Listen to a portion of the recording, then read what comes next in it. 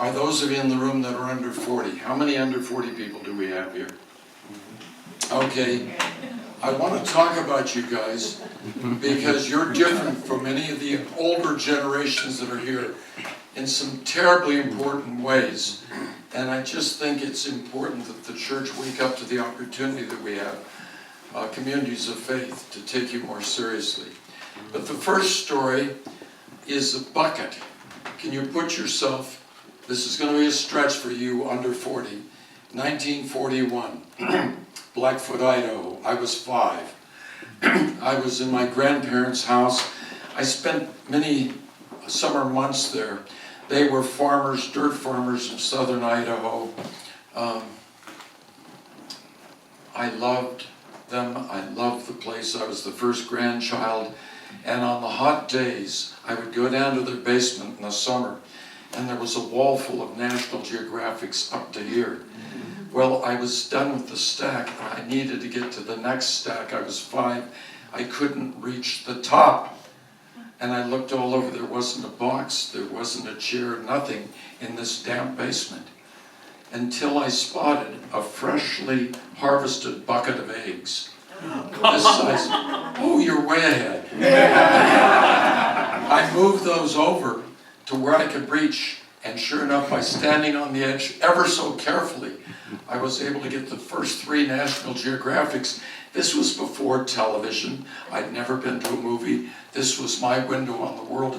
As a 5-year-old, I was so delighted, and as I brought them into my chest, I slipped. And of course, I stepped. And I immediately went upstairs to my grandmother, and I said, "Grandma, I'm so sorry." I explained the story, and I said, "I stepped on your eggs, but Grandma, it's okay, because I only stepped on the top ones." All the way to the bottom. Well, she swept me up in her big arms and gave me an enormous hug. How many of you are grandparents? There must be grandparents here. There's a few of you. Well, I can tell you, grandparents play such an important role. Because I can't remember the 3 years that I hung out with them. They ever bought me anything. They taught me a lot of stuff. But my grandmother just loved me to death and hugged me and affirmed. And it made me, as a small child, want to live in a way that honored them. That's not that complicated. That's where I first discovered God's love for my life. Oh, thank you for more hot water. Thank you, thank you. The voice is going. I'll go to the last story. But can I say on the way the last story? In this bucket I have a church bulletin. It's not from UPC, but you can imagine it would be, because at a crisis point in my life, a group of people came around, and we were a small group together for 6 years. It was Hal and Sheila Mischke. It was Roger and Astrid Feldman. It was Carrie and Tim Dearborn. And they were such a godsend in my life. I think they're still working in recovery programs from those days. But they were such a gift. And I was struggling to write my first book. And I have another story that I should have never gone to college. I was standing in line to graduate from San Mateo High School in 1954. I turned to the guy next to me named Chris, and I said, "Chris, what are you going to do when you graduate?" He says, "Well, I'm going to write." And he was thinking serious fiction. He'd been an excellent student. He'd done exceedingly well. He went on to Pomona, did brilliantly, was a Rhodes Scholar in England, and he did write. I'll come back to him. I hung out with a group of aspiring delinquents in high school, and we weren't even any good at delinquency.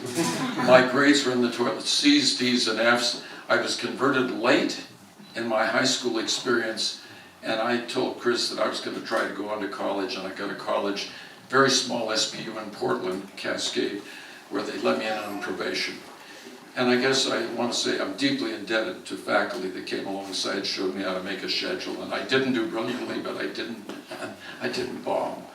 Okay. Anyway, the last story. Some of us are luckier.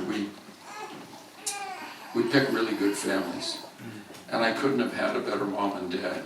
I don't know how many people have commented on the coat tonight. Let me tell you the story of that, and then I want to talk about Generation Next.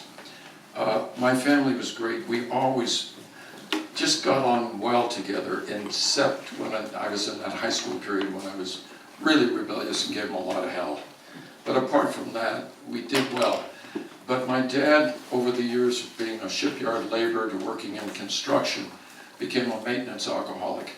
And after I graduated college, he reached bottom. My mom, he did construction estimates. He couldn't do them anymore. And my mom left him and went back to Blackfoot to shake him up. Well, after a while, 18 months, she got a call finally one day. And he said, I'm done. What he did was actually lock himself in his bathroom with handcuffs.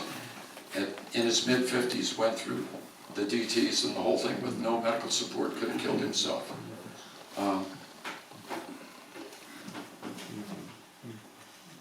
He made it through. My mom came back. She helped him rebuild his career. She's one of the strongest, most loving people I have ever known. And together they got it done. And he never had a relapse. Not one. It's a big one. And he went from being the most conservative dresser in Burlingame, California, to the Christmas tree of Burlingame, California. This is his tame coat. I was going to bring the other ones. They are amazing. How many of you know about what the Rotary does in terms of finding people in their meetings? Are you familiar with that? Well, my dad went to church with one of his friends who was also Rotarian and sat one row back in the front, wearing one of his outrageous coats that was brilliant and clashing pants, and the other guy was dressed. And just as soon as the first song stopped, he said, Tom and Ted, get up here right now. Pastor was also Rotarian. He made them come up. He grabbed the offering plate and he says, that'll be $150 each. You do it again, it'll be $300. My dad had the money ready and he couldn't have been happier because it was his way of living fully into his new life, made possible through my mom that cared so much for him. Well, here's the deal. Here's what I care about at 80. I care about the under 40, really the under 35, Gen Y, Gen Z. Because they're the first digital generation, many of you have them in your homes and families. They're much more globally aware. They really give a damn about social justice, racial justice, environmental justice. And what's even more important, the very good news, is they want to do something about it. They want to do something about it. They want to use a much higher percentage of them want to use their lives for change making, even though they're working in Silicon Valley and other stuff too. The problem is, because of the changing economy, and our schools don't talk about this enough, because of the changing economy, each succeeding generation keeps getting slammed, and the millennial generation is getting hit the hardest of all. So here's the pitch. I've got something else up here that I'm going to pass around. What I want to do at 80, I don't have any places I want to go. I don't have a bucket list. I want to focus on who I want to be. And so out of the, Brian Howe and I met at SOCAP. Mark Scandra drove me around in 2013. What I found at SOCAP were millennials who really were using their lives through social enterprise, community empowerment, doing great stuff, levels of change that I didn't realize was possible. I came back and Christine and I go out for breakfast every Sunday before church to journal. We went to Portage Bay Cafe, do you know that place? And local sustainable food. We hadn't been there for 4 years, and the t-shirts all read, eat like you give a damn. And I was still reeling from this change making that I was discovering, what young people are doing. So my desire is to live like I give a damn, post 80. Last Friday, I just signed up with a new spiritual director that's 6 blocks from here at St. Joe's, and he's going to help me work on some stuff because, boy, I need some disciplines in my life. Not just about getting lost, but in using technology and being consistent. And most of all, just listening. God help me, I need to listen, learn to listen. Number 2, I need to get out of the bleachers and down on the field of play. So I found the Mennonites are willing to give me a chance to work with them in something called Lake City Future First and get involved in community empowerment. So we're volunteering some time there. But here's what I want to pitch you tonight. And Mark, if you would hand these out, I want to talk to you about the people that served us tonight. There are 3 young women from Seattle School, and let's see. And here's the deal.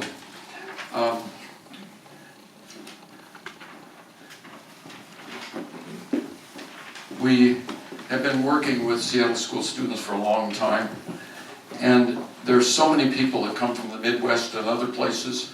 They aren't ready for the cost of what it costs to rent a place in Seattle.